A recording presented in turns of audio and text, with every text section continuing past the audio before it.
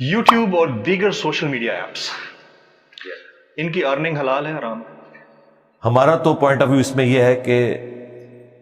जो एड्स शरीयत के मुताबिक हैं उनकी कमाई हलाल है,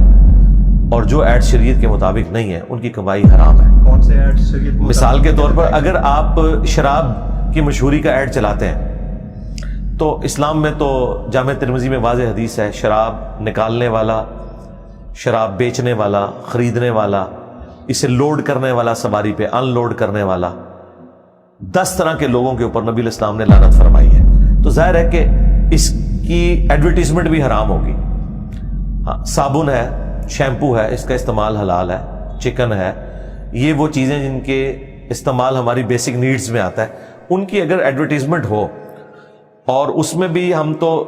जेपीजीज जो इमेजेस हैं उन तक कायल हैं, वीडियोस के अंदर तो ये शेविंग ब्लेड के इश्तिहार के अंदर भी लाके औरत को दाखिल करते हैं जो तुक की कोई नहीं बनता। तो अब वो मंजर जो आम हालत में इस्लाम ने सेक्स डिसिप्लिन की वजह से देखना हराम करार दिया है, वो वीडियो में आप चलाएं और फिर कहें कि उससे इनकम हासिल करें,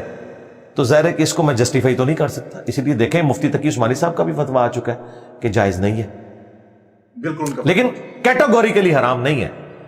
अगर ये तमाम जो हुदूद व क़यूद हैं इनके आप कंस्ट्रेंट्स का ख्याल रखें तो फिर उसके ऊपर